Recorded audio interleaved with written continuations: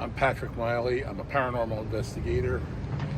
Building behind me is the Central Hotel at Bube's Brewery in Mount Joy, Pennsylvania. Over the past several years, I've served as their head of their ghost tours, and investigated the place with my family for, I'd say, about a dozen times.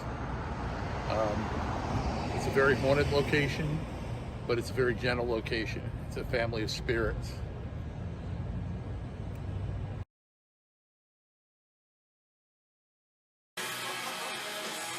I was probably sitting like this talking, and out of the corner of my eye, I saw like a shadow go across the doorway there, but like in the lobby, over on this doorway. So it went like... Yeah, that way. And I was in mid-sentence. I was talking to there was 3 other people sitting here, but we were closed. It was all employees. And I stopped and I looked over. I'm like, I'm sorry, I thought I just saw something. And somebody sitting over here said, yeah, I thought I did too. I lived here for 5.5 years. He's been working here since the 90s. He's interested in knowing if you had ever experienced anything weird anywhere in here. Yeah. Probably. I've been in this building more times by myself and lived upstairs on the 3rd floor for a total 5.5 years. Off and on.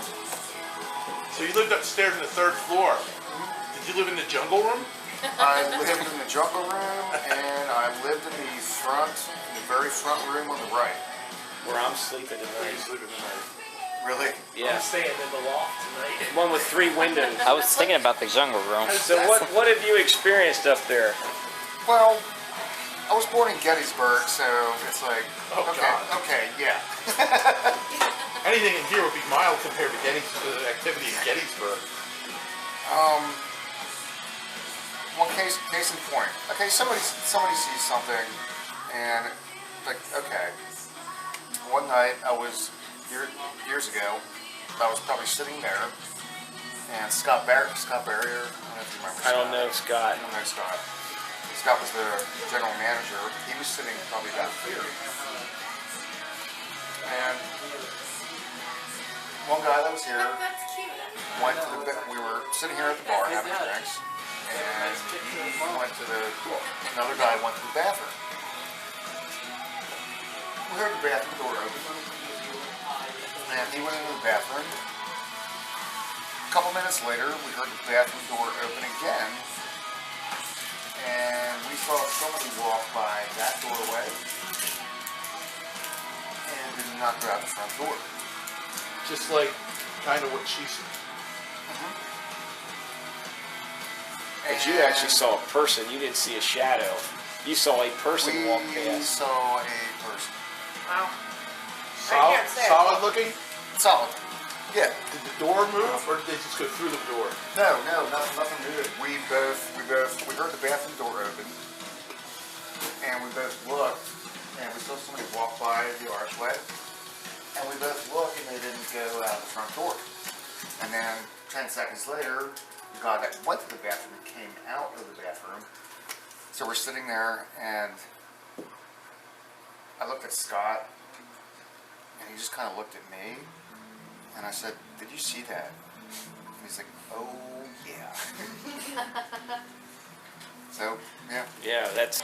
I was working on a weekend night, Uh-huh. and one of them on this row, one of them fell right out. I was actually facing it. Fell right out of the thing that wasn't attached and fell on the floor and broke it. But it fell. It didn't like have an odd trajectory like it got propelled out. It just fell. I didn't see it actually come out. I heard it break. And I was facing. They've been there for 25 years, and there's Hasn't been that long, maybe a year tops. Standing in the kitchen, the way that the kitchen, you know how the lights are, they're like industrial. Yes. I was standing there in the kitchen and we're talking and we got quiet for a second. Every light in the kitchen, boom, shut off. And we go and check the breaker box or whatever. And there's nothing wrong with it. I looked and the light switch itself was actually flipped down. Like it wasn't like, something. So something actually flipped the lights off. And another time, me and my boss, who was a police inspector, we were upstairs, and a buddy named Santa walked in, and we said something like, "Fuck you," or something like that. And then all of a sudden, there's a meat slicer, 3-tier switch, click, click, click, to turn it on. The thing starts turning on and spinning. Oh, you were like addressing the ghost. Fuck you. Oh no, we were talking to Santa. The guy was walking by, but it was just me and my boss.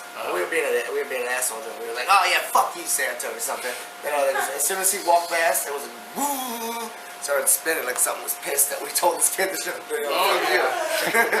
We've I haven't experienced this, so this is only hearsay. okay. You got the walkie-talkie, right? Yes. As bartenders, it's a golden rule at night. Never ever put these 2 bar stools on the bar. You leave them down. You leave them down for the ghosts. Because if you put them up, or if you put them up long enough, they get upset and they'll be thrown across the room the next day. Now, I've never experienced this myself. But I always leave them down. Try it. We're gonna have I see mutton what you're tonight. saying. So, Okay. Maybe it's just under the Now, if they get thrown tomorrow at somebody while they're here, Now, normally it's like when you open, somebody. they'll be. you'll just see them somewhere. Okay, Pat, this is me. I'm gonna knock. Okay. Go ahead, knock.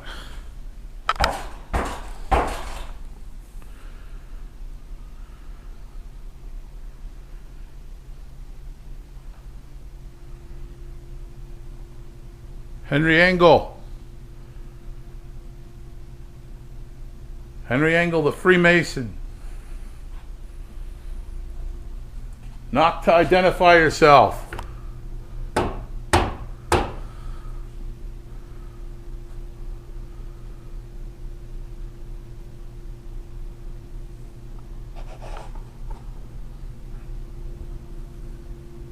Show your presence.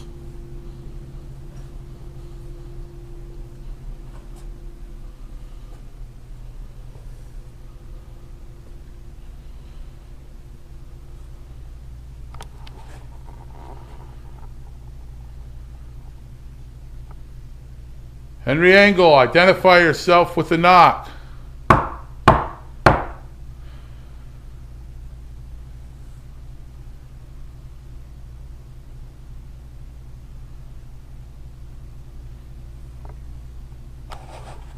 Make a sound.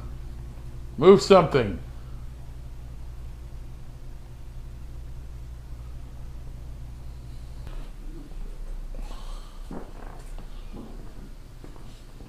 Did you just hear that over there? Yeah.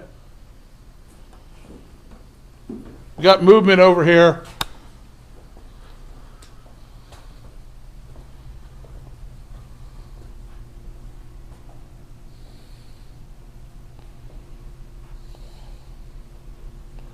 Who's over here?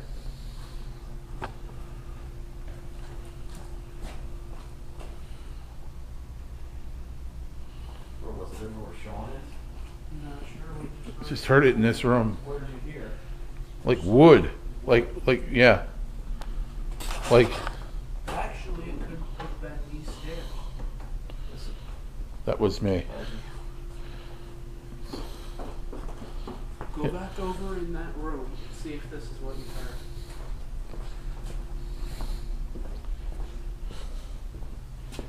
Okay. It could have been. It sounded more. I could have sworn it was the door. The door's moving.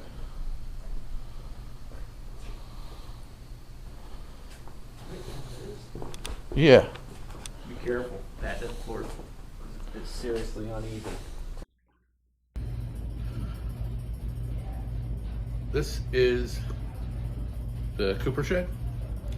The Cooper is the man who would create barrels for the brewery. They could range in size, very small, like 5-gallon barrels, wooden barrels, to massive vats that held a couple thousand gallons of beer. And all this would be done by hand tools. In this area, we're doing an investigation one night, and we left our recorders running. And at the end of the night, when I come in here, I was pretty tired after working my full day, my job, and coming in here and investigating. When I got tired, I get silly. And I was being silly at the moment. And our recorders were still on. And we got a voice very clearly saying, "Dumm Cuff," which is like essentially I've been called a dumb ass by someone in German. And German is a very important language here because Alois Bube, if you wanted to work for Alois Bube, you had to speak German. Alois would, in a household, and in the brewery, you had to speak German. Out in public, they spoke English. So,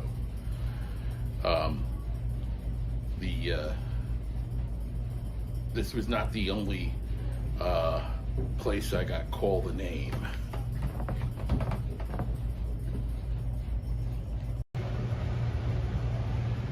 This is the fermentation vault. Investigated in here with John McCula a few years ago. We got a number of EVPs during that investigation, and in German, and some of them we got translated, some of them we're not exactly sure what they are, but very tight space in here. And I'll go to that clip then.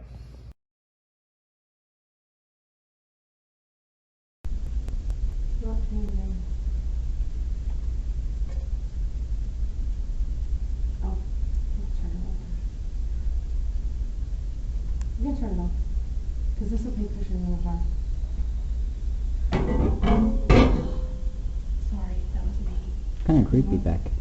Huh? Kind of creepy. You think? Yeah, with the lights on.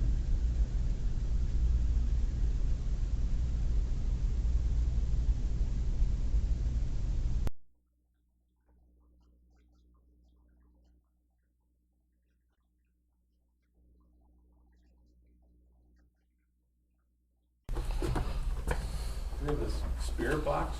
Sean has it. Sean, bring the spirit box over here. Got fired up. Oh. Yeah.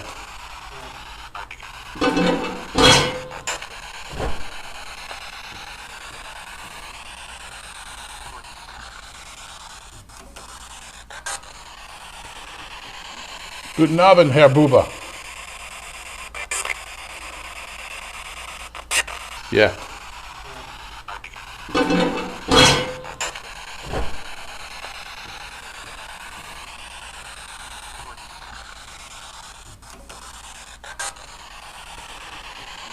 Guten Abend, Herr Bube.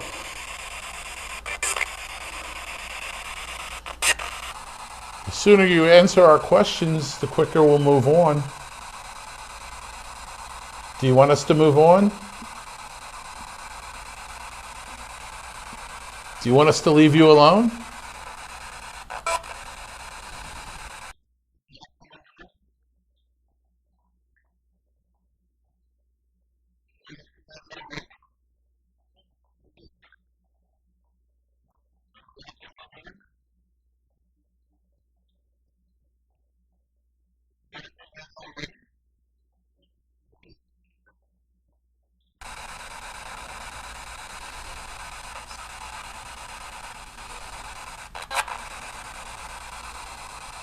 Is Henry Engel here?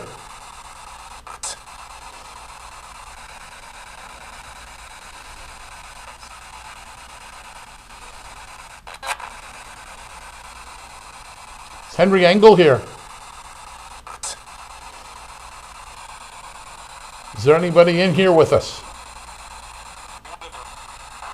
Yeah. That sounded like German. Yes, it did. Is there anybody in here with us? Yeah. That sounded like German. Yes, it did.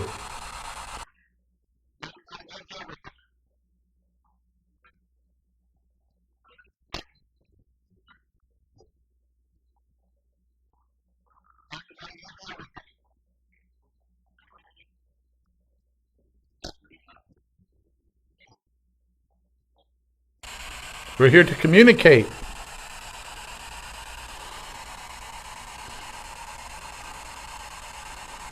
We want to know what...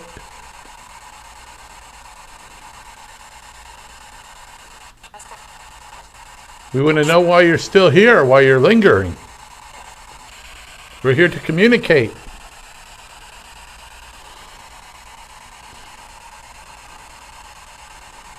We want to know what...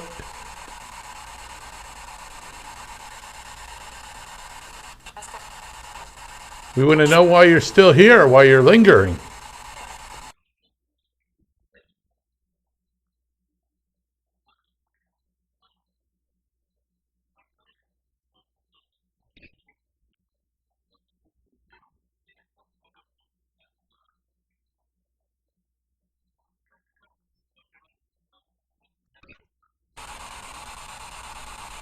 Tell us why you're still here.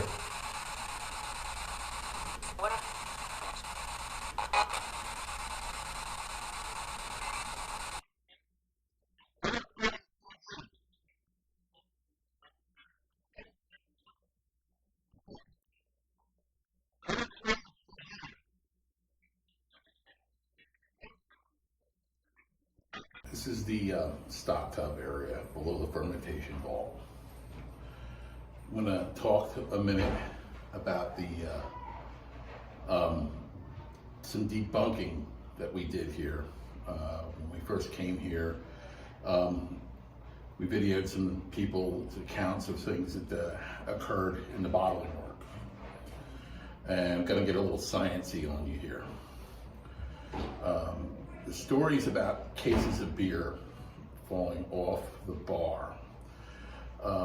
One of the first things we did is we put a level on the bar and checked the bar. There was an area of the bar that wasn't quite level, sloped back towards the bartender. Well, when you put an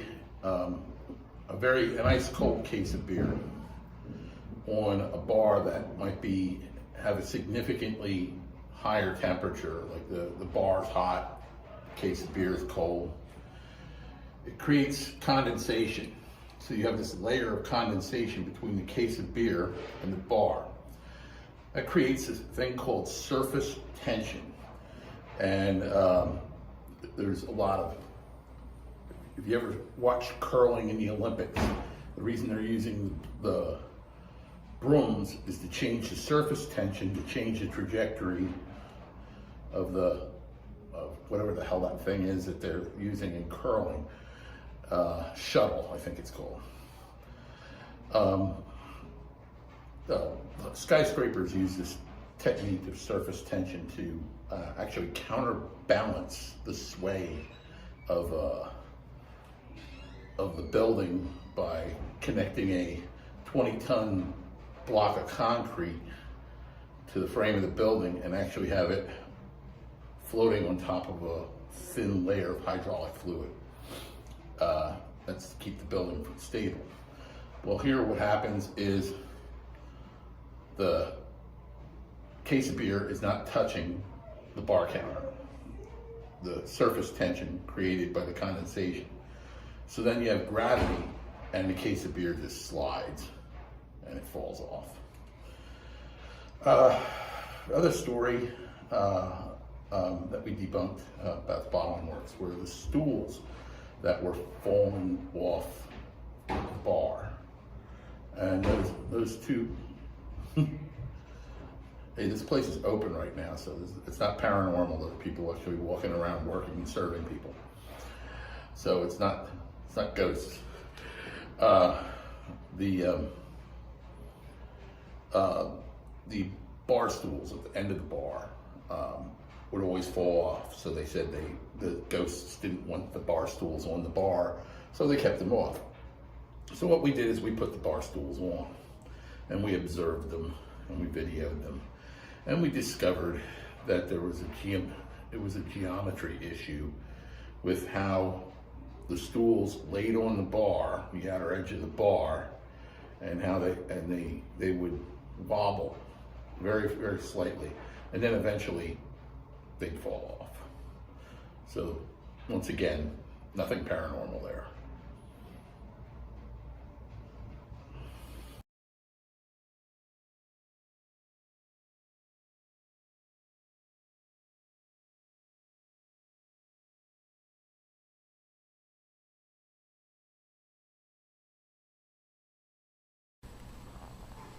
See, look, the EMF went down to 0, but we still have the, okay, 0.2, 0.1. It was like at 2 point something a minute ago.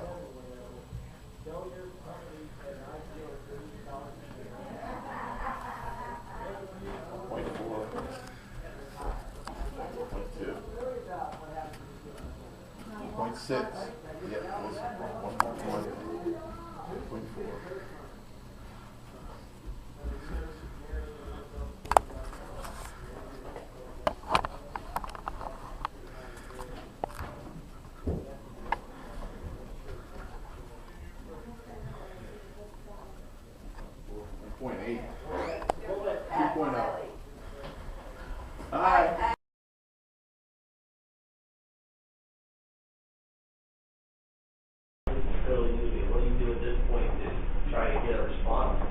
You talk to him. Talk, provoke, anything. What do you do at this point to try to get a response? You talk to him. Talk, provoke, anything. Tag was in the bar.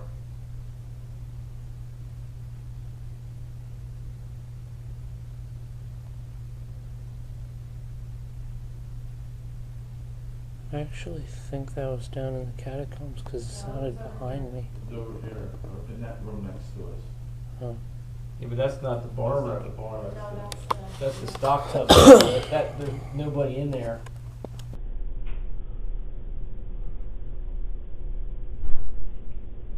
Tag was in the bar.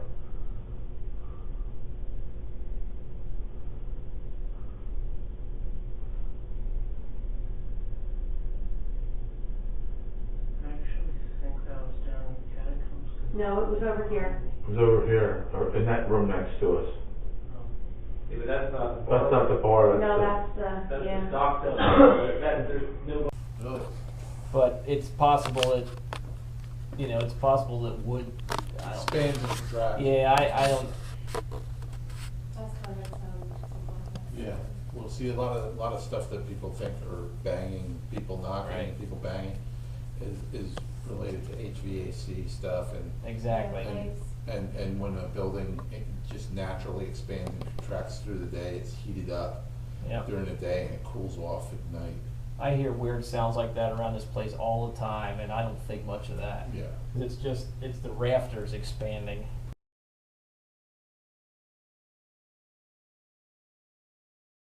So who wants to hide in the basement? Sounded like it said I do. So who wants to hide in the basement?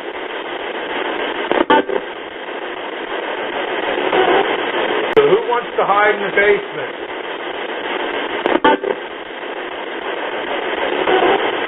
Well, who are you?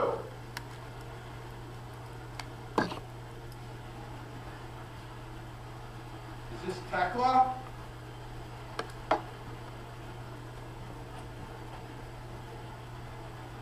Pauline Bube?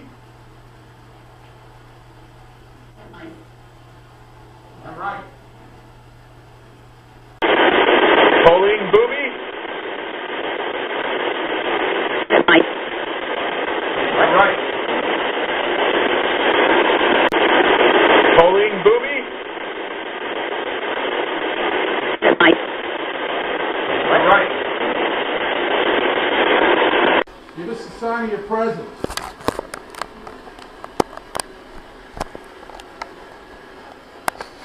Show us where you are. That was music. Move. Show us where you are. Move something.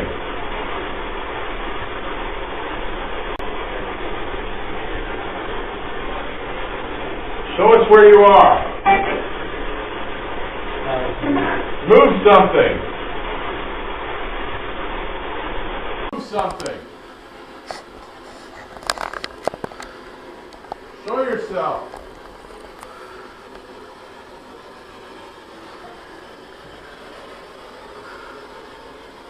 Can you touch one of us?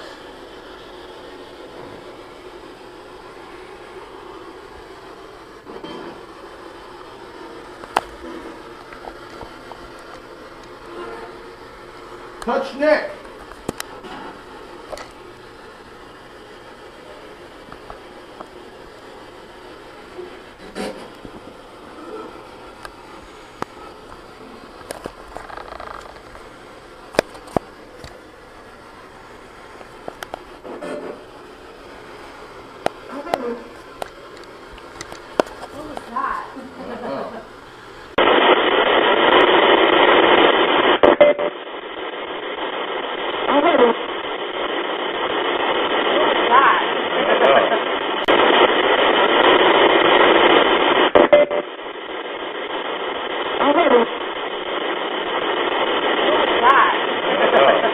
That's one we'll definitely have to find on review.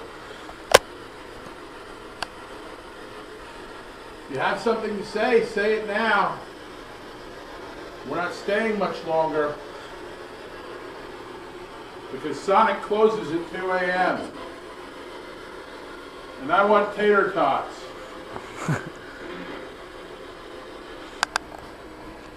Herr Bube, sind Sie hier?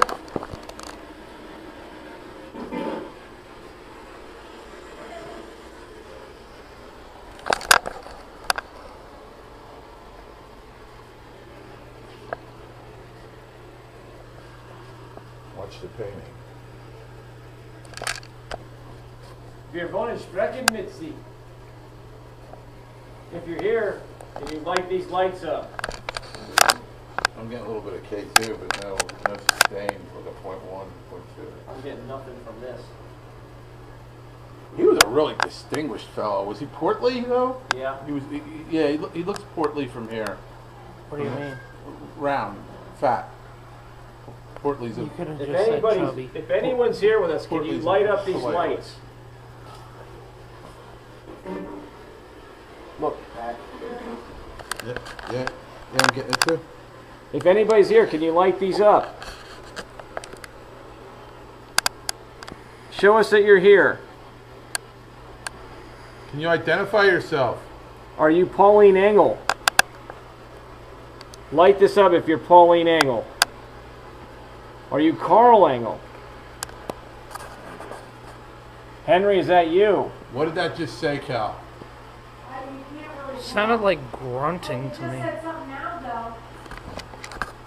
Carl, are you here with us?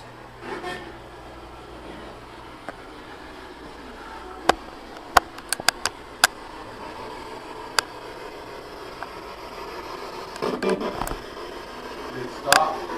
Oh, you just said something now, though. Carl, are you here with us?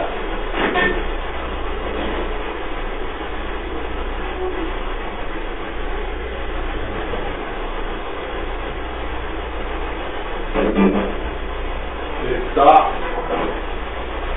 Oh, you just said something now, though. Carl, are you here with us?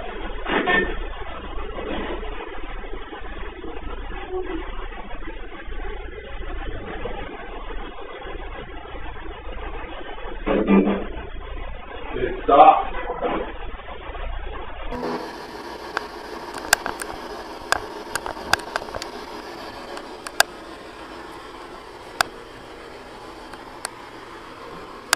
Henry, are you down here with us?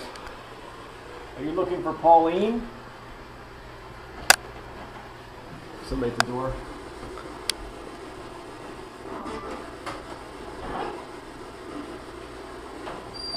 Nobody at the door. Did you hear that sound? Yeah. It sounded like somebody was trying to come through there. Yeah. Yeah.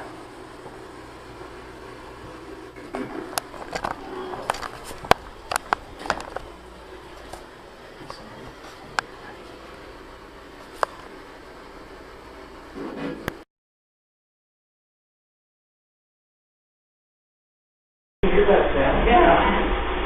It sounded like somebody was trying to come through there. Yeah. Yeah.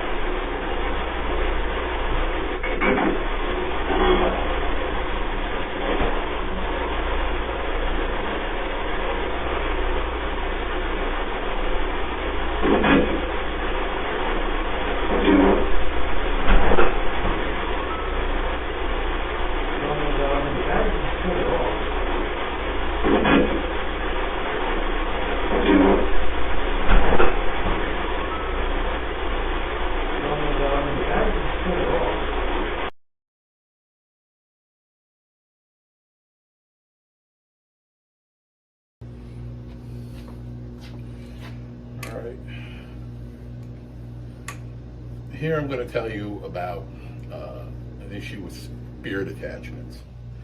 A lot of people think spirit attachments are negative things because they see all these different movies.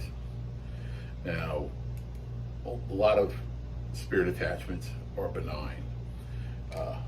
This object here is one of them. This is a portrait drawn of a young Eloise Bube based on a photograph. And it was drawn by a psychic medium named Michelle Livingston. Now, I'm not a medium, as you can see. I'm a XXL. But I'm not a medium, and I know a number of people who claim to be mediums, and I know a number of people who actually have a gift. And Michelle Livingston's one of those people with a gift. And Eloise Bube came to her in her sleep and asked her to draw this representation of him. Now, why do I say there's a spirit attachment here? We discovered when investigating this area a localized EMF field around here. And when there's a localized EMF field around this drawing of Eloise Bube, it coincides with paranormal activity that happens in the area of the catacombs and in here, in the basement of the hotel. Now, what kind of activity has happened here in the basement of the hotel? Had an employee bringing in her cash box to the office. She sees a woman in period clothing disappeared in the steps to the catacombs, and by the time she got to the top of the steps, she was gone. There was no physical way that all those steps all the way down to the catacombs could have been traversed in that amount of time, especially by a woman in a 1800s Victorian gown. What else we had happen here? We were running a laser grid along with spirit box the one night, and this door was closed. We were the only ones in the building, and the door started rattling. And right after that door started rattling and we went to check, much of our equipment, the power on most of our equipment went out. Batteries were sucked dry. And Eloise Bube said Buba over the spirit box, which is the proper German pronunciation of his name. So evidently he wasn't happy with us, how we were pronouncing his name. That's about it for here.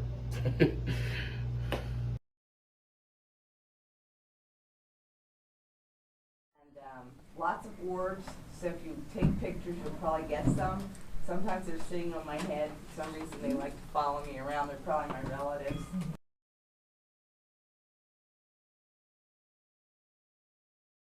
I know some of the ghost investigators don't think orbs have anything to do with spirits. I do.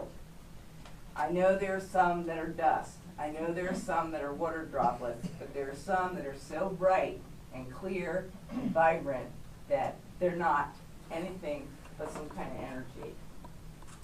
So that's my opinion. What are we going to do here, Pat? Well, first, I want to touch on what you said about orbs. Yeah, you hear a lot of things. They're dust, they're this, they're that. If you see an orb, there's three things you got to realize about with orbs. If they're self-illuminating, in other words, it's not a reflection off of something else. It's lit up from inside. That's one way to know it's an orb. If it moves with a purpose, almost with an intelligence, that's another way you know how it's an orb. Another way is if it moves and it responds to your presence, that's another way you can tell that it's an orb. If you just have a big white ball in the middle of your picture, and odds are that is dust being reflected back off the strobe of your flash. My wife and I have gotten in a few arguments about some orbs that we found, But that's an orb. No, it's not. That's an orb. But especially that one at the Reading Country Club. I still say it's Now we're good. Okay. Hello, my name is Richard. I work here at Bube's Brewery. I've been here for the past 8 years. I started back in 2013. When I was first started here, I was helping them in the catacombs one night because they were really busy because I had to wait for my ride. So I was taking the desserts up to the prep room to the old dessert cooler. So when I was putting the cakes, the desserts in the cooler, all of a sudden I felt my hair on my neck going up, and I was like, this is odd. I thought it was a coworker standing behind me, so I backed up really slowly. And all of a sudden I just started to turn and look towards the one doorway, and I saw this woman standing there. At first I thought it was one of the actors from the murder mystery, but I was wrong because I was able to see right through her, and I was told it was a woman in white. And she was wearing this long white nightgown with a high collar, and her hair was down to her shoulders. I was startled when I saw her because I didn't know what to do. So I was like, just looked at her for a little bit. Once that was going on, she then all of a sudden, like slowly just turned and started walking down towards the other end of the hallway and just like disappeared. And I'm like going, whoa, this is my first experience here with paranormal activity here at Bube's. So it's like, I went downstairs and told my coworkers about it. And they were like saying, why didn't you follow her? I said, I don't think she wanted me to follow her. I said, I was not going to do that in the first place because it really freaked me out. And I had other experiences like hearing my name down in the catacombs by myself, but otherwise, I treat the Bube family with respect, and it's like since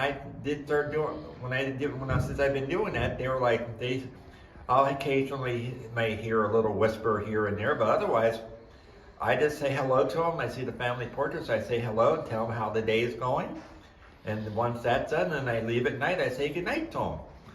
So it's like, basically, those are my experiences. I probably will have more in the future, but you never can tell here at Bube's Brewery because a lot of things happen here all the time. Thank you. So you treat them as if they were part of my family. Yeah, as if just like you would treat a living person. A living person. I treat them like a living person, and it's like, and I found out later, it's like when these entities here respect that, so they're like, oh, cool, this person's a nice person. They're treating us respect, and he's not doing any harm to to the home or them or and here in general. So they like me. Like they like several of my other coworkers. They have experiences, but they're too afraid to say anything. But I have a friend, Lily, who did have experiences, and she has more knowledge about these activities happening in the building than I do. Well, that's great. Thank you so much, Richard. You're very welcome. You have a good day. So you showed the room downstairs, right? Yes. Okay. So then there's the canopy room, and right across there's the mirror room, or the dragonfly room. It just has a bunch of mirrors. I worked at Murder Mysteries, and before COVID, we were down there. And usually all the rooms are filled with people and stuff. But there's one day there was like less people, and the only room that wasn't being occupied was the mirror room. So, I'm just going through the rooms, mind my own business. I walk out of the canopy room, which the door is like directly across the mirror room. And this was right in front of my face because I'm like looking straight ahead. There was this bluish tinted like orb that went from one side of the room to the other. And it like did go too fast for, just like that. But it went like, like, and it was like clear as day right in front of my face. And it was like as big as like someone's head, had this bluish tint. And I don't know, I didn't realize you could see orbs with the naked eye until that. But like, that was insane. No one could tell me it was not an orb or anything else. Like you see, like I said, there's mirrors in there, and I know what reflection looks like when cars drive by. But this was something else. This was like, and it was neat. And it was cool when I shared this with him because I said it was like a bluish tint. And if he explained before that the one picture with like Gene Ellis, there's a greenish orb next to it, and also a bluish one. But I don't know what colors mean. I'm not sure if we do, but yeah, that was just a really cool experience. Just seeing an orb with my eyeball. Yeah, that was fun. But yeah, that's it. Thanks. I don't know. I have other experiences, but that was really cool. But you're good. What's your name? It's Rana. Rana? Yep. But I was in here grabbing something, and I was way back here. And again, this is when this light switch was just a regular flip switch. The door was not propped open, so it shut behind me, which it always does. And I was over here grabbing something, and all of a sudden the light went out. And for a split second, I thought someone from the kitchen was messing with me and turned the light out on me. But then a second later, I realized, no, wait, no, the light switch is inside. So I opened up the door, saw the light switch, and the switch itself was down. So the switch flipped off. Yes, because I of course turned it on when I came in, and so that was pretty interesting. Yes, and I appreciate you sharing that. You're very welcome. Thank you. This is the hallway at the first floor of the Central Hotel. A number of things have occurred here. One I'd like to debunk, but also we've had two different employees see manifestations right in this location. One of a full-bodied apparition of a woman, the same woman that was seen down in the basement in white. Women in white seem kind of like a cliche, but what it is they lack the energy to completely manifest in color. So they're white and somewhat opaque. That's why you have so many instances of the woman in white at different locations. But one employee saw the full body apparition of a woman in white. The other one saw an orb manifestation about this big. Now, an orb manifestation is not the stuff you see on TV. Self-illuminated, you can see it with your own eyes, and it's not, it moves to external stimulus, so it responds to its surroundings. All right. Now, here's another thing that I'm going to show you. Here at the end of this hall, light's bouncing off this big mirror. Looks like a piece of furniture, but it's not. What it is it's an ornate doorway to a pantry. And the one night I was investigating in here, I just finished investigating the area of the kitchen. If you hear clanging in the background, that's actually because they're preparing meals in the kitchen as we speak. Well, I'm coming out. It's in the dark. My only way of seeing is through the viewfinder of my night vision camera. And this door pops open and hits me. Now, most people would just jump right away and say paranormal, but it isn't. If you look inside this pantry, there's a grate in the floor. It's called a transfer air grill. The room underneath there is the office. The office has an air conditioner. When the air conditioner kicks on, air comes up through into that small room, and it pressurizes it. And when it pressurizes it, the door springs open. So there's nothing paranormal about that door popping open when it pops open. It's completely explainable. Now, about these rooms here, this room here is called the canopy room. It is where people ate when they were guests of the hotel. This room here is, and the reason it's called the canopy room is it's painted up like a circus tent, kind of like the way the wallpaper is up on the ceiling. It looks like a tent. This room here is the dragonfly room, my wife's favorite room. It's a small sitting dining area that they use now. And then there's a room over here, it's called the peacock room. And it's a little more than double the size of this little room. Basically what they use it for is kind of like for hostess stuff for right now, but at one time this was a sitting room, and this is the room where Alois Bube died.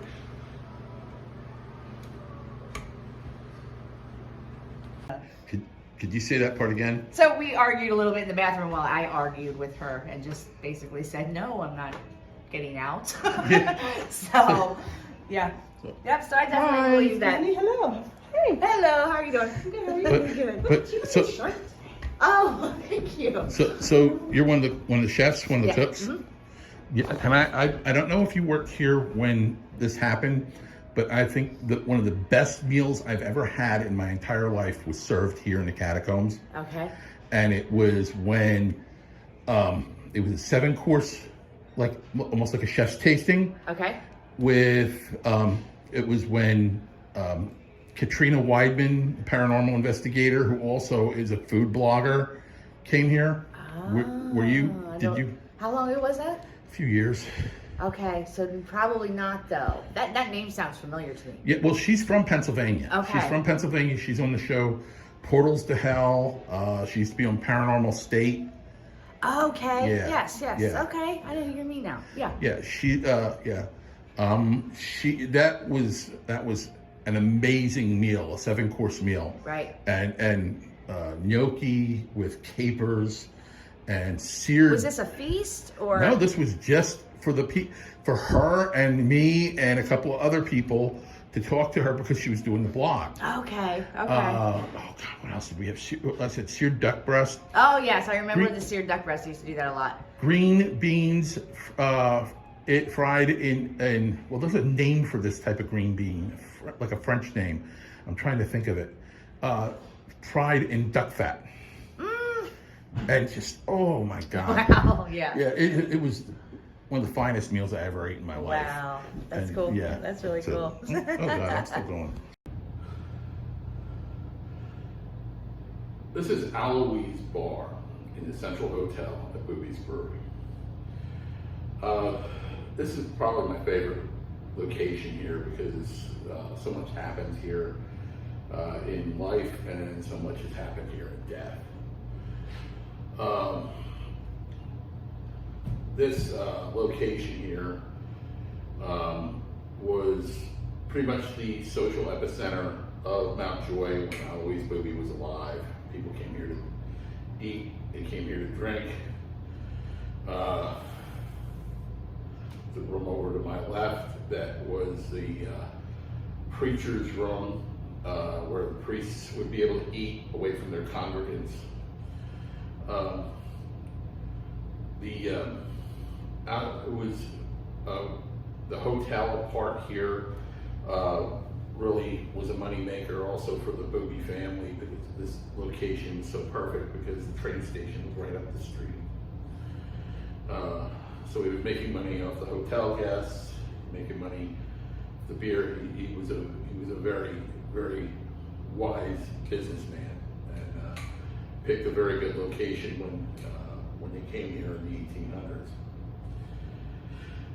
This location also is like one of the areas though that has kind of some of the darker secrets of the family. Every family has stuff that they're not happy with, stuff that they're not proud of. And Alois Bube was a great man, a great family man, great for his daughters, his wife. He took care of them well, he provided for them well.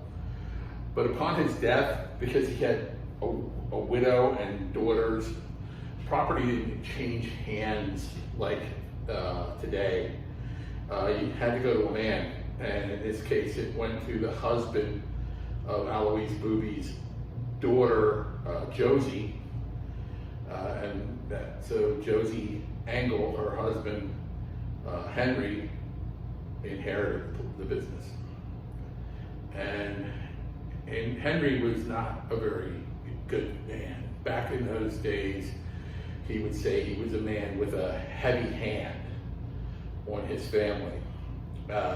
Today you would call him a spousal abuser and a child abuser. He beat his kids into insanity to the extent that both of them died in mental health facilities in the late 1900s. Pauline, his daughter, swung out of a tree naked with a butcher knife and chased a neighbor down the street, and that got her committed. Carl, on the other hand, he was sent away to boarding school, and he disappeared from boarding school. And when they found him in a gay brothel. And they brought him back here, and he was the dirty little secret for a while. But eventually, Henry Engel used mental hygiene laws that existed back then and committed Carl to an insane asylum as well. Because see, back then, mental hygiene laws, they allowed for certain things. Homosexuality was considered a mental health issue. And because he was found in a gay brothel and he was gay, he used that to lock him up in a psychiatric facility where he spent the rest of his day. Once you go in one of those places, if you weren't insane when you went in, you sure as hell became insane after you went in. After you were locked up. So he spent the rest of his days there.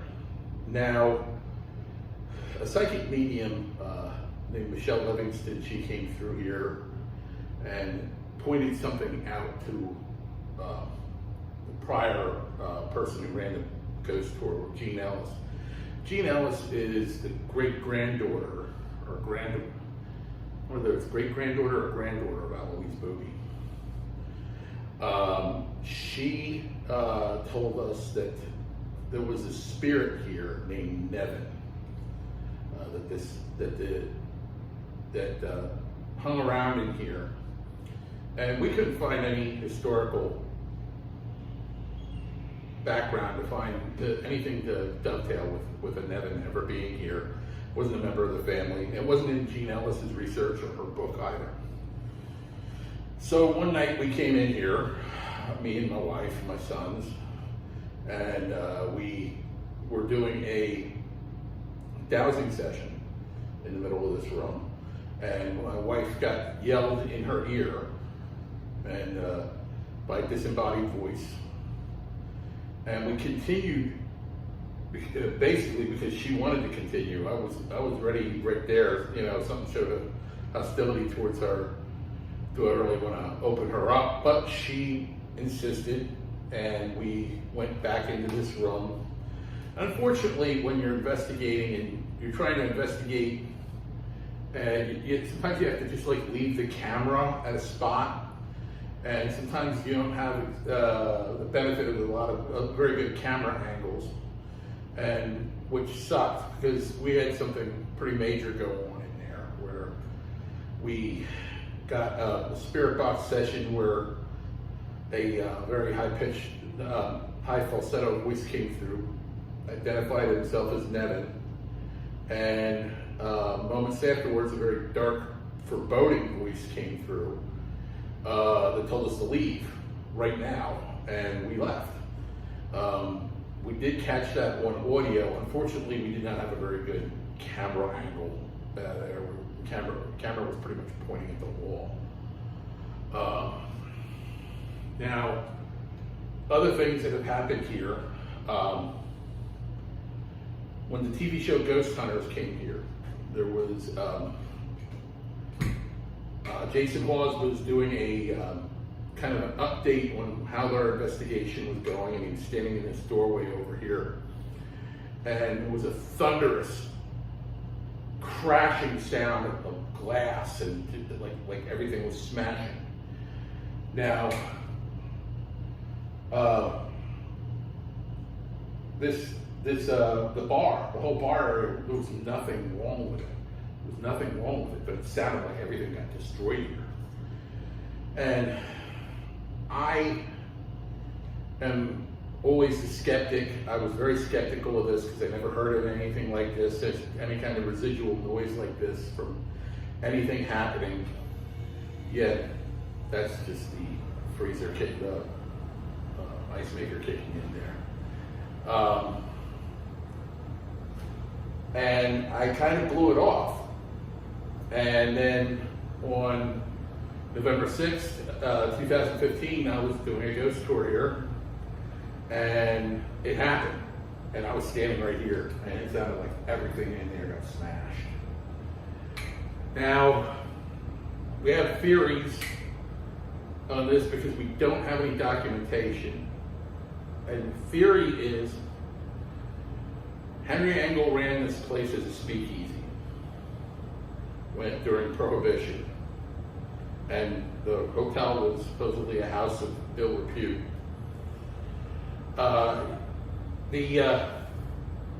Could the revenue agents have come in here and raided the place?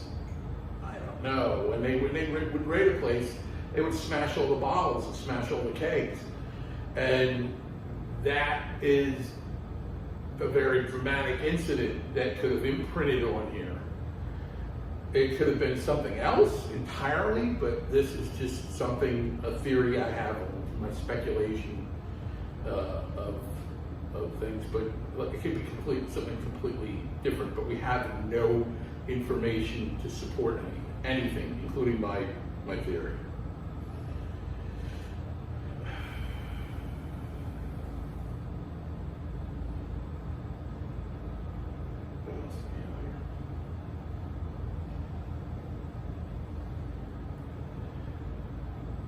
I wasn't planning on going into this because it is also speculation. This Nevin figure being falsetto, sounding feminine, could have been an alter ego for Carl Engel for his gay lifestyle. That he was Carl, but when he went out as a gay man, he was Nevin. That's one theory. Another theory is, could he have been beaten and abused to such an extent that his psyche became fractured and he developed a dissociative identity disorder and had multiple personalities? Could there be a Carl who's very much like a child,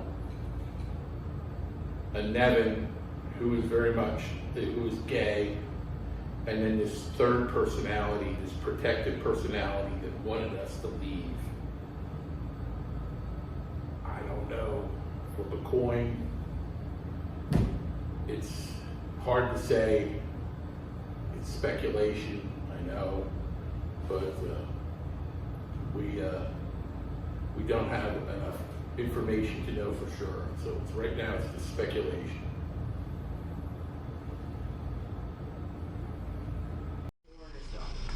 Their father, who was goofy anyway, couldn't handle. They were pretty much out of control. And they stayed there the rest of their lives. Carl was in a locked unit his entire adult life. He didn't die till 1992. And he was at the South Mountain Restoration Center. If anybody's ever seen that place. Yeah.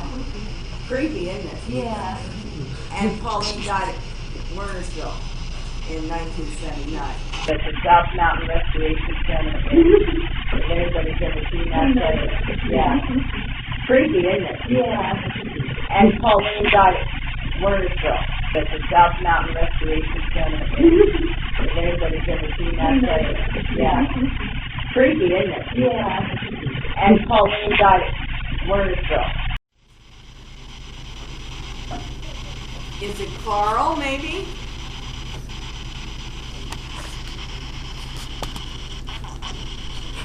It's an Angle. Didn't you hear Yeah. that? I did.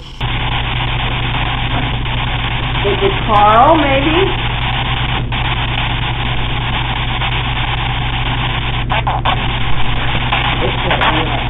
Angle. Yeah. Which one of the angles is it?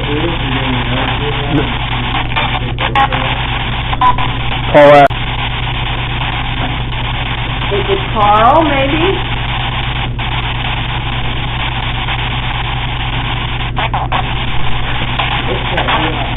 Angle. Yeah. Which one of the angles is it? Paul. No one to talk at the same time, and that really gets things kind of. That was a camera. Yeah. It sounded like it said, "Get me out." Yeah. That's what I heard. It did. That really gets things kind of. Yeah. It sounded like it said, "Get me out." Yeah. That's what that really gets things tense. Yeah. It sounded like it said, "Get me out." Yeah. That's what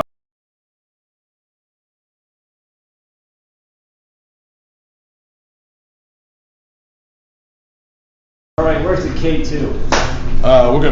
We gotta break everything out. Everything's in those, I think. They're slower on everything. Two is Let's get the full spectrum back out. We gotta break everything out. Everything's in those, I think. They're slower on everything. Two is Let's get the full spectrum back out.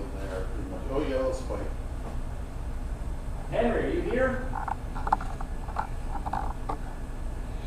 Or is it Carl? What was Is it that? Pauline? Mom, did you see that flash that went from that doorway? It went from that doorway and it like dipped behind Dad and disappeared. Can you see cars, lights in that? No, like it looked like a little ball of light coming from the doorway, dipped behind Dad. Did the camera get it? I don't think so. I'm not sure. I wasn't looking at the camera screen. Yeah. Do you feel something on the back of your neck? Yeah.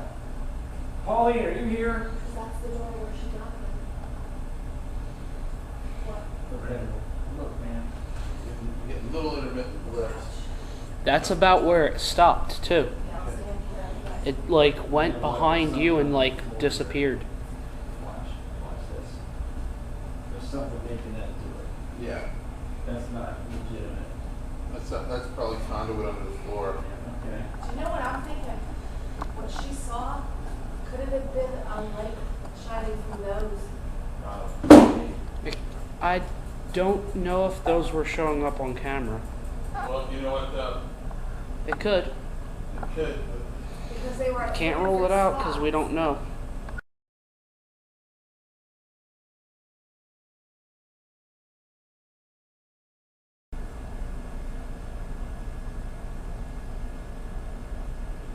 Guten Abend, Herr Bube.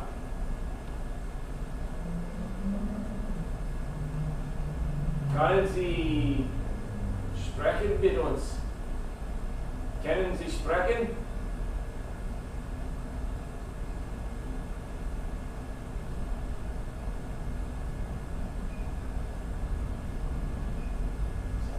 Oh, the house is. Yeah, it's a big 18-wheeler turned into over there.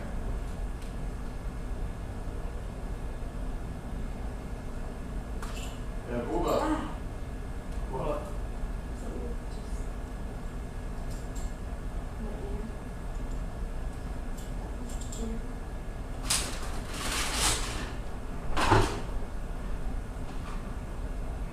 No, I just heard in my ear. Like somebody said something in your ear. Just a noise, not said something. Just But like somebody went. yeah. I heard that too. Was that wasn't you that made that noise? Well, no, I said something afterwards, but But you didn't make the breaths. You didn't. no. I heard that. Did you hear that sound? I didn't hear it, but it doesn't No, mean. because I was doing these and it just like. Yeah, I saw you jump and then go like this. I heard somebody go.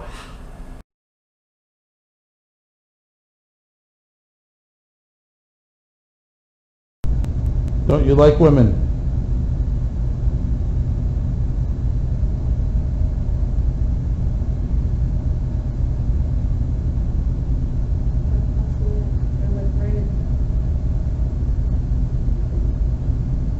Is that you, Henry? Is that you bothering Kelly?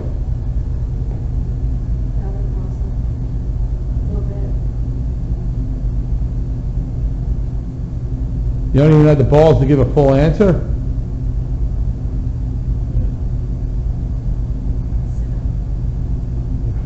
Fucking coward. You mess with a woman.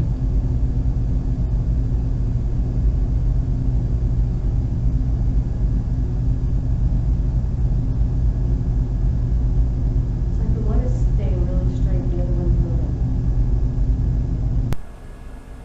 You gotta bully women around.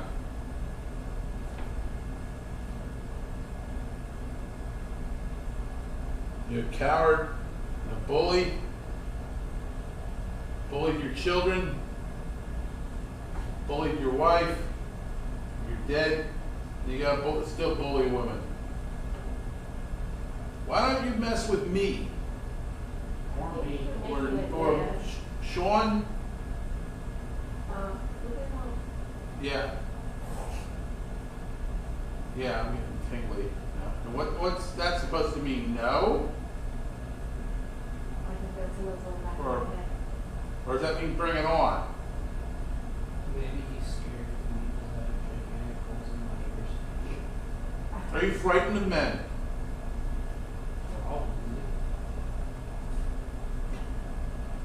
Sean, get the full spectrum.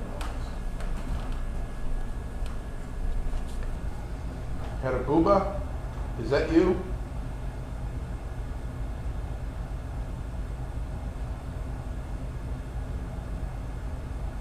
Carl?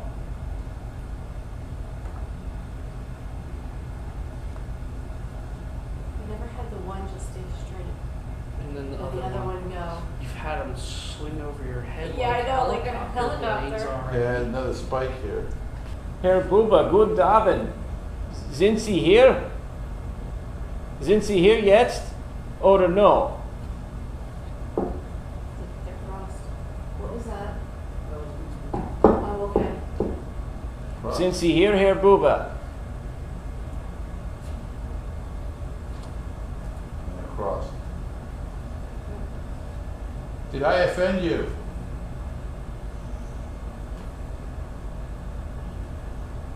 Apparently, yes. Light this up if I offended you. John, is that you? Are you over there or are you over here?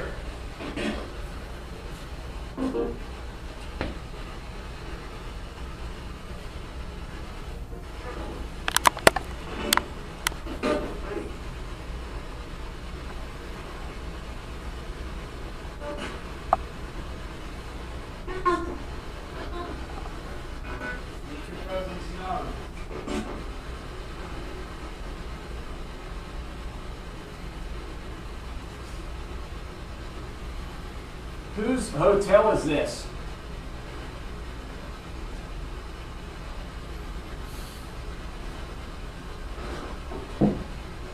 That was me again. Henry, what's your last name?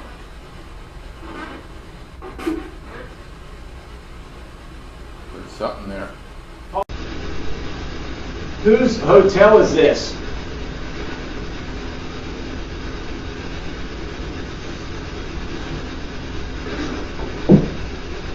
That was me again. Henry, what's your last name?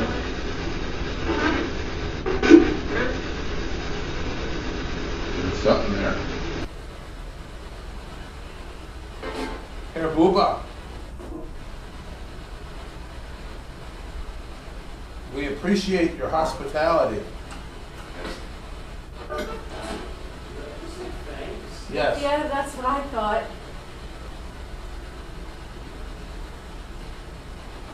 Do you enjoy our visits?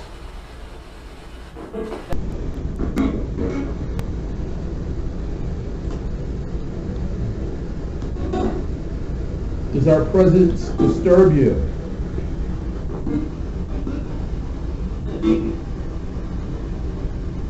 Does our presence disturb you?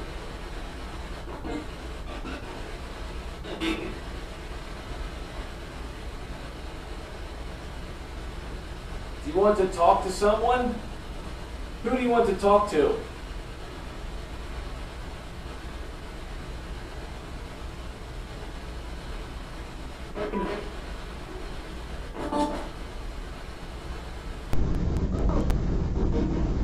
That sounds like Carl. Did you hear that? Yeah. Yeah. That sounds like Carl. Did you hear that? Yeah. And I thought I heard a Henry earlier too, but I didn't. that sounded like a woman's voice saying Carl to me. Yeah, it was like over multiple stations. Pauline, are you with us? What was that? Pauline, are you with us? What was that?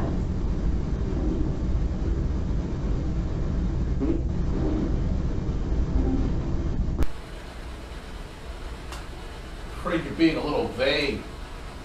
I'm a rather blunt person. I kind of want direct answers. I don't care. Afraid you're being a little vague. I'm a rather blunt person. I kind of want direct answers. I don't care. You don't care that I'm a blunt person? I appreciate your honesty.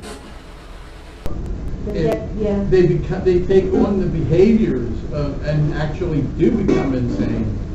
Just like what happened in Penhurst. Exactly. Just They like locked them up with mild cases of autism, and they came out with even worse. Yeah, and that could be precisely what happened to Carl and Pauline, where they had a son of a bitch for a father who really didn't want to deal with him, and decided, I'm going to lock him up.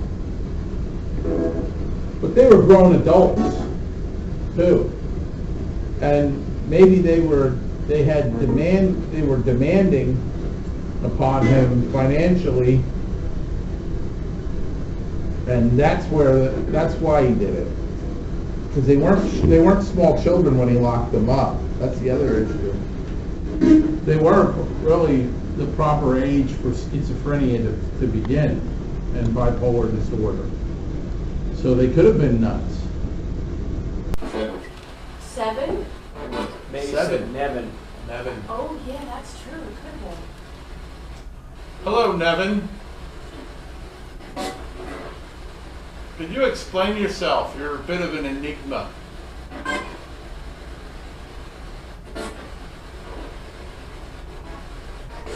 Were you a boss here? What was the psychic's name? Marjorie. Marjorie said you were some kind of boss here.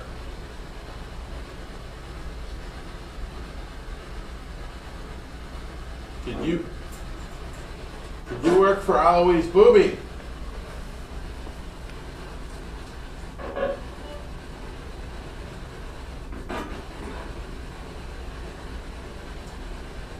Did you work for Henry Engel?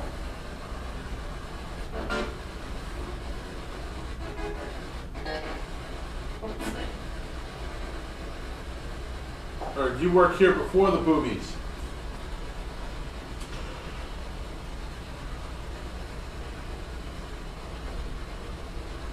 Who was that owned this place before Alois? That was weird. Yeah. Let's say Eve. I don't know. No, I don't think so, but it sounded. Dark. Yeah. Are you asking me to leave?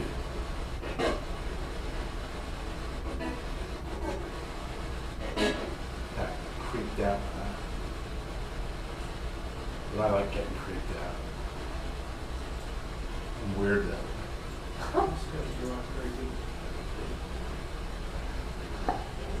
Come on, you want me to leave? Say something. Right now. Right now. I will leave. Who was that owned this place before Alois? That was weird. Yeah. Let's say Eve. I don't know. No, I don't think so, but it sounded. Dark. Yeah. Are you asking me to leave?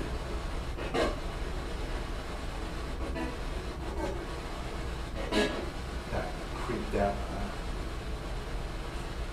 But I like getting creeped out. I'm weird though.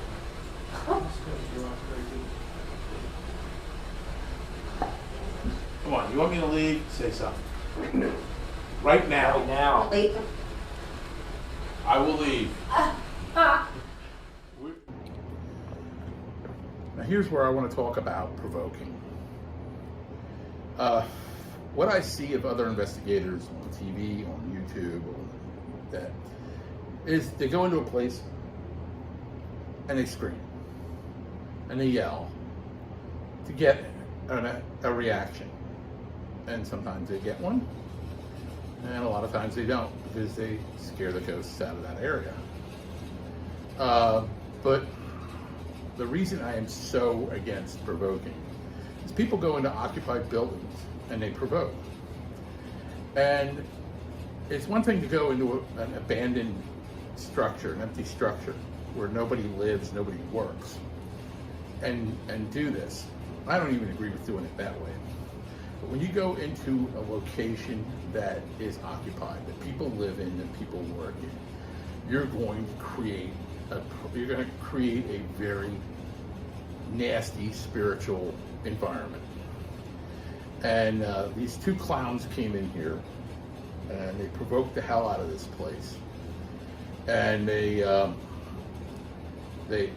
made all sorts of unfounded, that we know, as far as we know, unfounded accusations of Henry Engel doing horrible things to his children, more horrible than the physical and psychological abuse. And it messed things up. People were seeing things up here. There were people for a while there. People were afraid to come up here onto the second floor into the dining room. And they were afraid to that they were going to the one spirit that was manifesting here, the one little girl, that the little girl was going to cause problems for them. And the little girl was just a victim. It's a manifestation of Pauline Engel. Although Pauline Engel was an old woman when she died, because of psychiatric issues and stuff like that, and how she perceives herself, she manifests as a little girl because that's how she perceives herself. And a lot of people say when a ghost manifests as a child, it's a demon, and that's just crap from TV shows. Many of these so-called investigators on some of these TV shows, some of them are experienced investigators, some of them are just TV personalities more than investigators, and tell people some real winners. Right here in this area, we encountered the childlike nature of Carl Engel. One night we did during a ghost tour here in the dining room on the second floor. We did a spirit box session, and nothing happened. Nothing happened at all. Well, my son walked the people out that were on the tour that night, and we had a very drunk, very obnoxious man on the tour. And when everybody was cleared out, my son came back and expressed his opinion of this drunk man. He said, "Dad, that guy was a dick."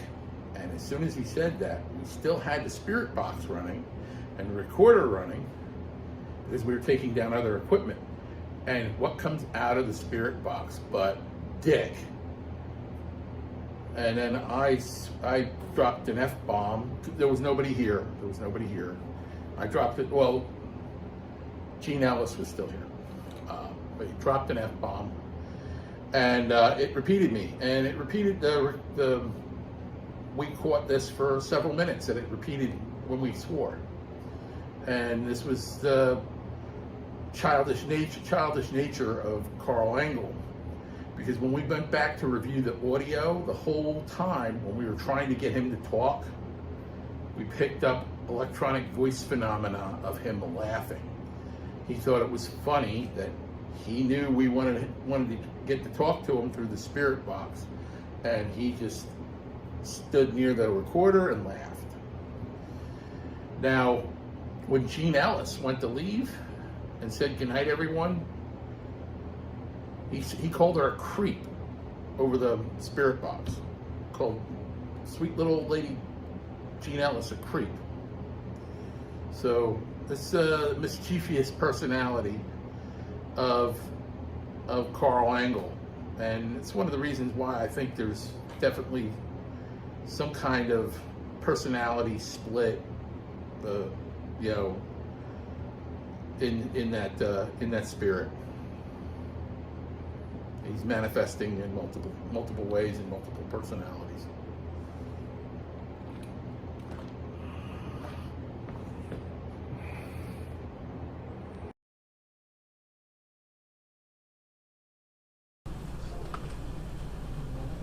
Well, there's no Daves here. Are you Dave?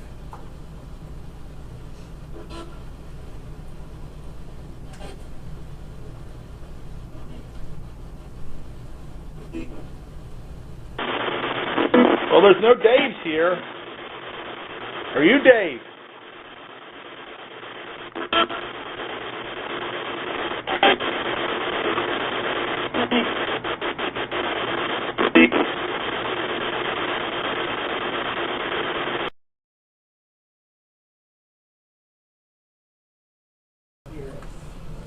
They were just going to confirm for us, and that's how they did the reveal.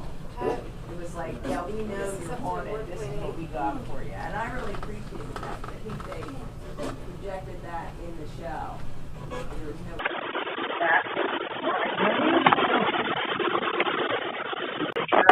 All 5 ways.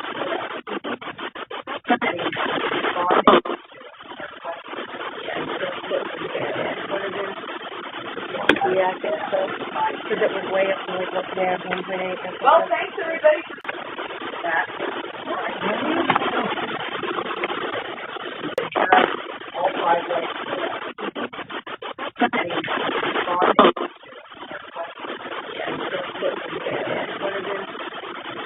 Yeah, I think so. Because it was way up and we looked there, 1.8. Well, thanks everybody for being there. Yeah, 105 years. Well, thanks everybody for coming. If anybody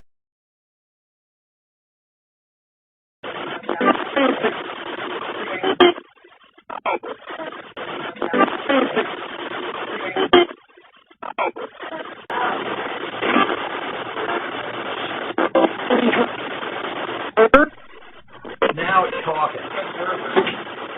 Pervert. Yeah. That's what it sounded like. Fucking A. It just repeated what you said. Oh my God.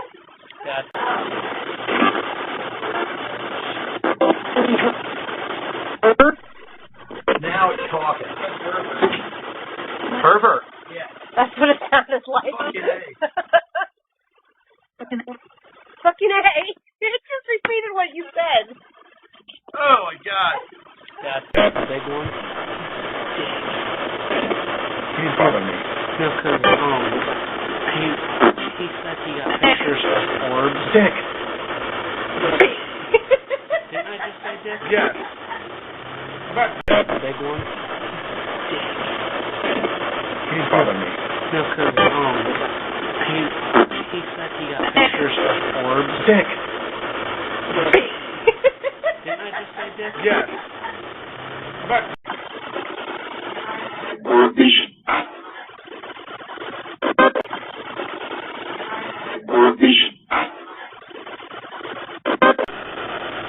Okay, who's jerking our chain now? Everybody leaves, and now you starting to like. This is. It's funny. What you're doing is very funny.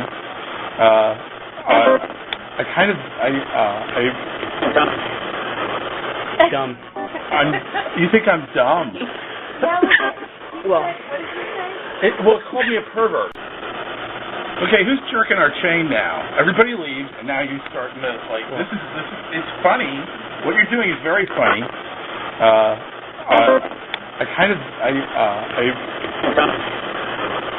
Dumb. You think I'm dumb? Well, it called me a pervert. You give me a name and I'll leave.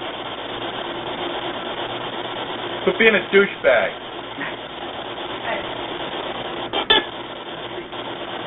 You give me a name and I'll leave. Quit being a douchebag.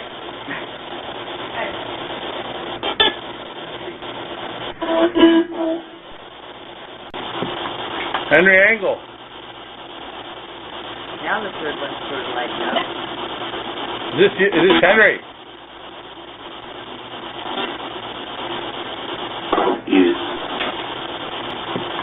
Henry Angle. Now the third one's sort of lighting up. Is this Henry?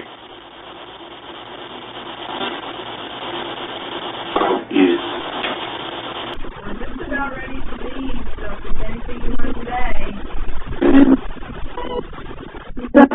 We're just about ready to leave, so if there's anything you want today. Okay. Night night. Good night. Yep. Okay.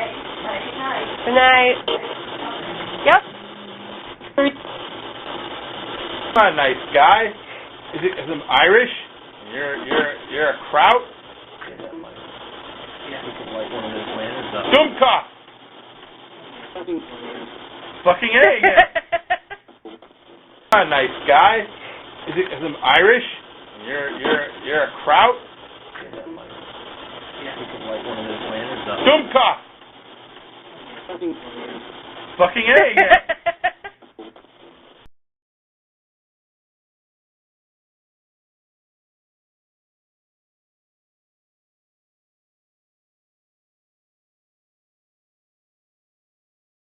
That's where the REM pod was. Here, bring your stuff over there. All over my hair just started standing up on it.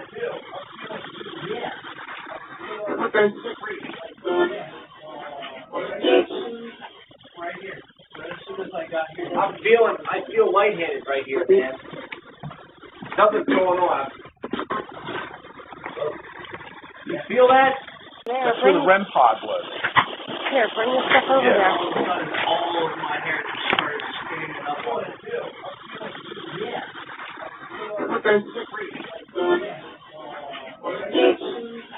Right here. But as soon as I got here, I feel lightheaded right here, man. Nothing's going on. You feel that?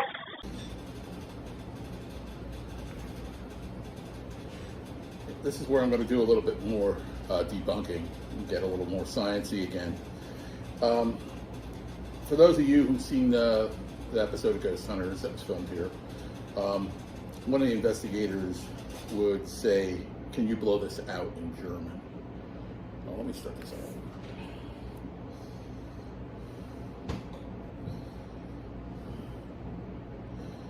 I'm going to do a little debunking here.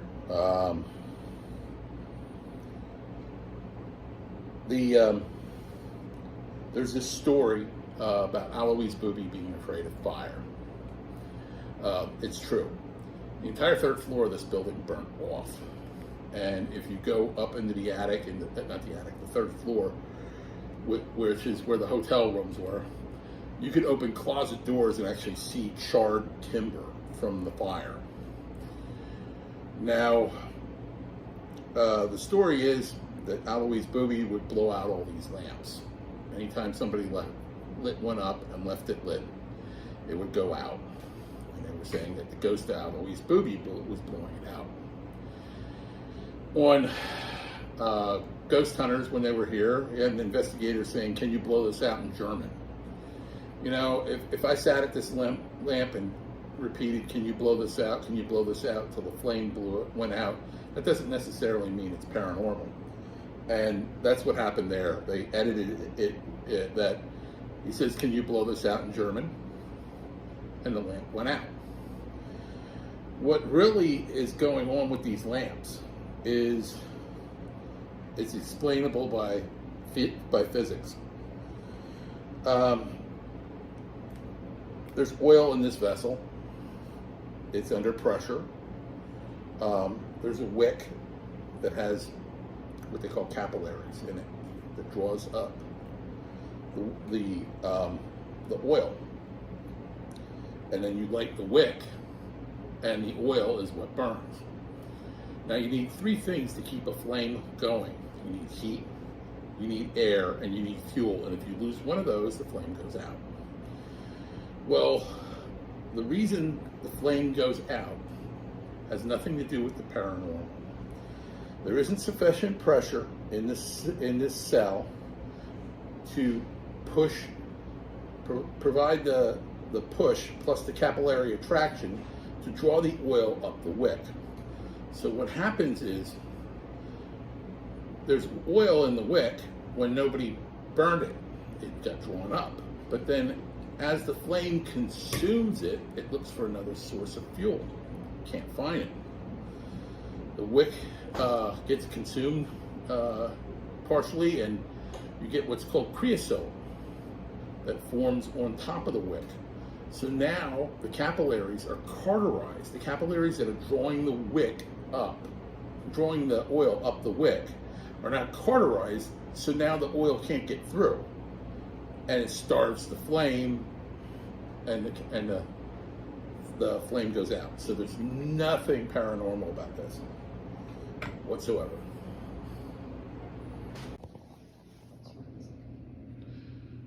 Okay, is somebody messing around with us, or is this a bad circuit?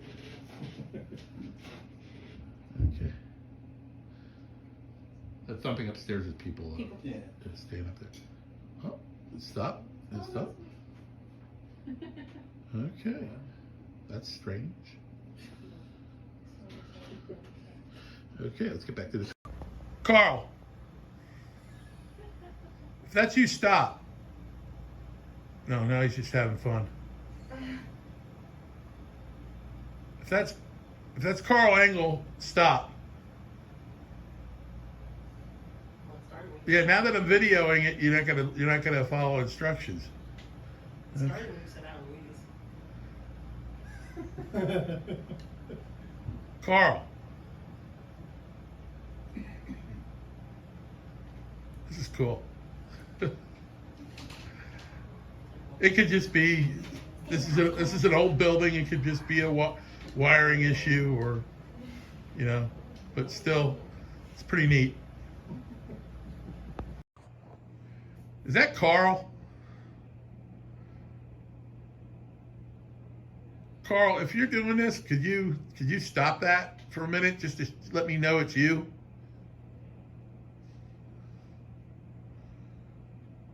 Aloise? I think it's Carl, because this was like right when we were saying about how you like to mess with people. Damn it, Carl. Where's Carl? Carl! Like The Walking Dead. Yeah. You don't understand, Carl. The zombies are coming. The walkers are coming, Carl.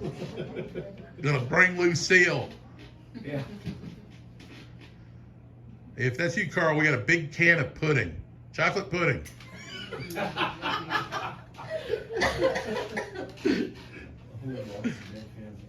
Yeah.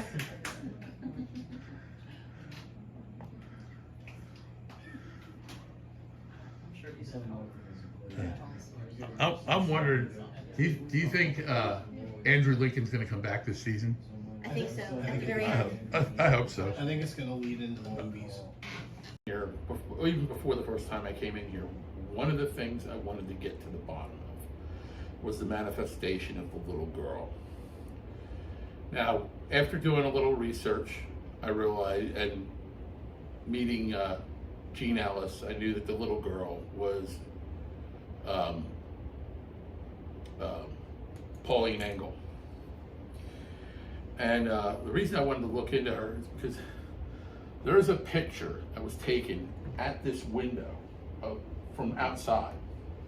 And we're on the second floor. We're in what used to be the Bube's quarters, which is now a big ballroom. The walls were knocked out and turned into a nice, beautiful ballroom.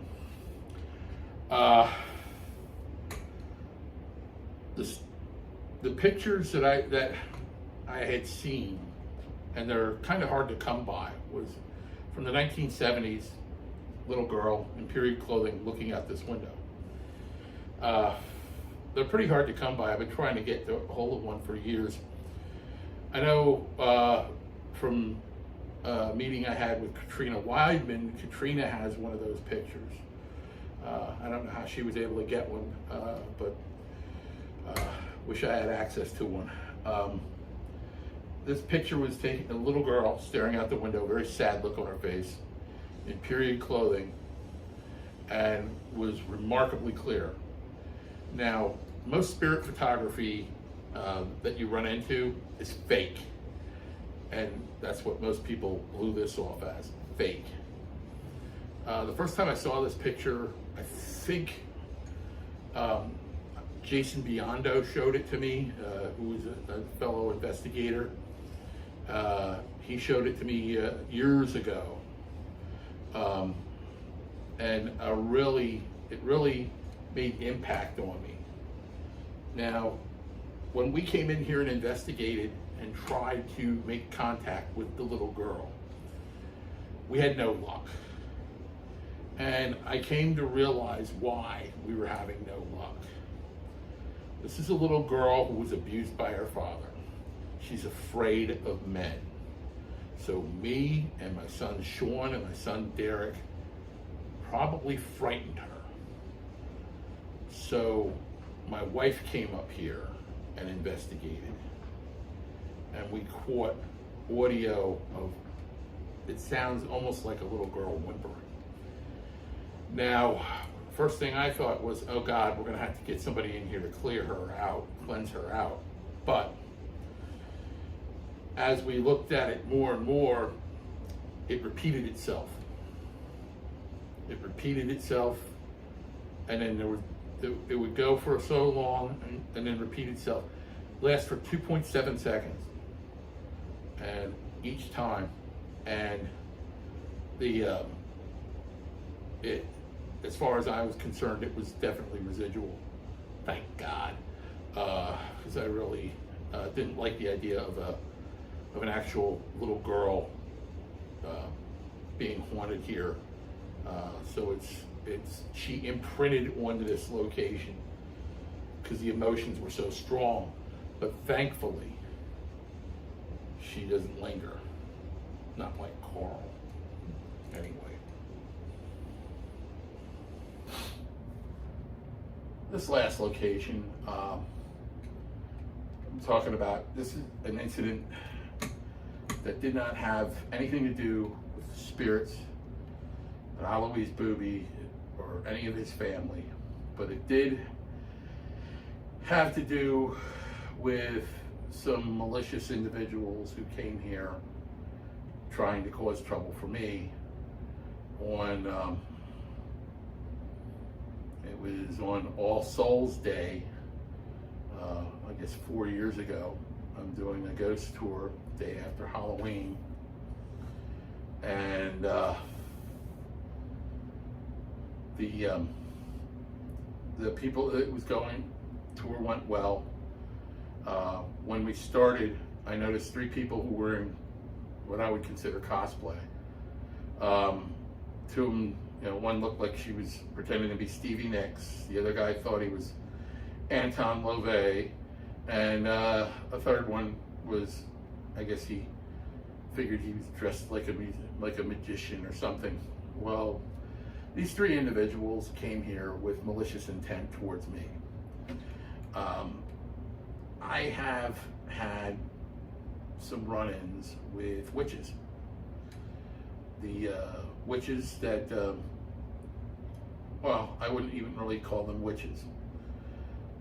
There's real witches and there's Ren Fair witches. And I know real witches that were very nice people. You wouldn't know they were witches. You walk past them. They're very low-key individuals. They practice out of their homes. They learn, pass what they learn on to others. And they generally don't want to bother with people. They have the principle, do as you will, but do no harm. But then you have these Ren Fair witches, these are the kind of ones that you see at they have stands at fairgrounds markets and Ren fairs and dress up, and they have a little knowledge, and a little knowledge can be a dangerous thing. And I had to clear a whole farm and teach the people that lived in this farm how to clear the farm, how to cleanse it. And it took over a year to get that farm straightened out. And it was a farm for rescued animals. All these animals that were there were rescued.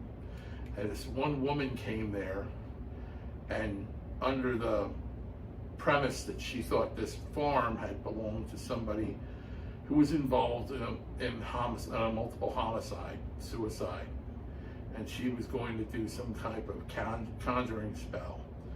And she didn't know what she was doing. She made a mess of it. She made a mess of the farm. I came in, helped fix it. This woman, she made it clear she didn't like me, and she got some of her friends to try to put a fear hex on me in the middle of the tour. Now, I take a lot of precautions when I go to places. Even if they're places I know, I carry talismans that are of my family. I carry blessed objects, a blessed rosary from Our Lady of Knox Shrine, a medallion of John Paul II I got from my uncle that was blessed by the Pope, a St. Benedict medal, St. Patrick medal, St. Michael medal. And all this stuff is blessed. I carry this with me in a pouch. Looks like a change purse. And I also say prayers of protection before I go into a location that has activity in. I do that every time in my car before I come in. And so this hex did not have any effect on me. But once it was released, it took what I call a path of least resistance. And it followed this path of least resistance and bothered a woman quite badly. She was under the impression she was being attacked by dogs. And her and her husband were affected. And one of the witches actually stuck around, and he and we tried to cleanse her as best we could, but the other two left. The guy who dressed like a magician, he stuck around. The other two troublemakers left. But this is the kind of stuff that us investigators deal with that people don't realize. Is there's a lot of people out there that have absolutely no idea what they're doing, and they think they're helping people. They think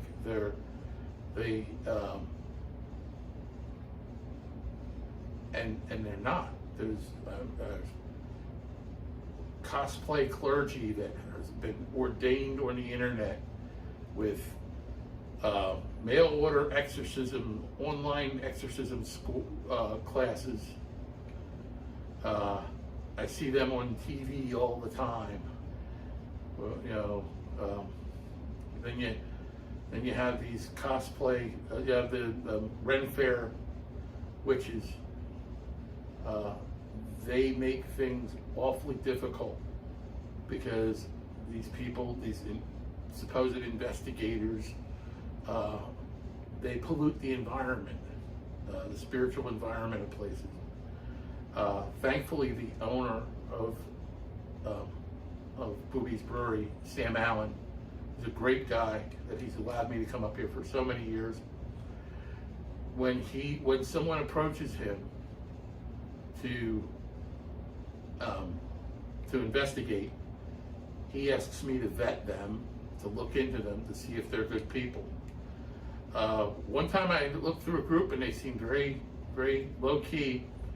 And then they brought in a woman dressed like Beetlejuice who claimed to be a medium, who told us there was a portal to hell in the catacombs.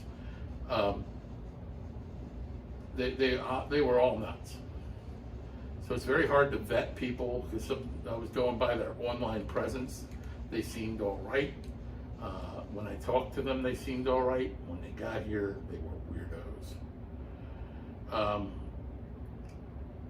So because of my disability, I can't run the investigations in here anymore. And anybody who would want to come here and investigate, they would have to come in here and investigate with a group called Jot Nix.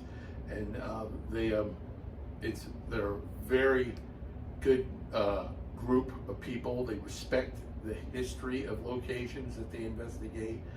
They thoroughly research places that they investigate, and they are a very competent group. And I wouldn't say that if I didn't believe it. So there's groups that, like I said, there's some groups that are out there that are really, really bad for things. If they're driving around in an old hearse that says Paranormal Dingbat Squad,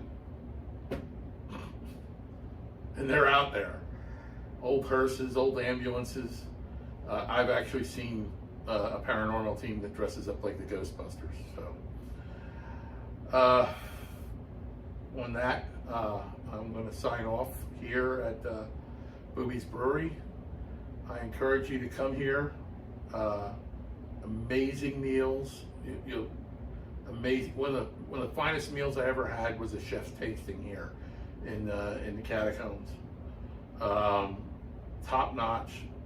Or you could have bistro food in the Bottle Works, and then they have banquets in they have very, very good food. The hotel rooms, well, let me just put it this way. Some of these hotel rooms, you might have somebody in there with you, particularly the one that's like a Santa Fe kind of configuration, and the one with the big wooden poster bed. Those are two locations that are kind of hot spots on the third floor. So thank you very much for watching, and hope to see you again soon. Thank you.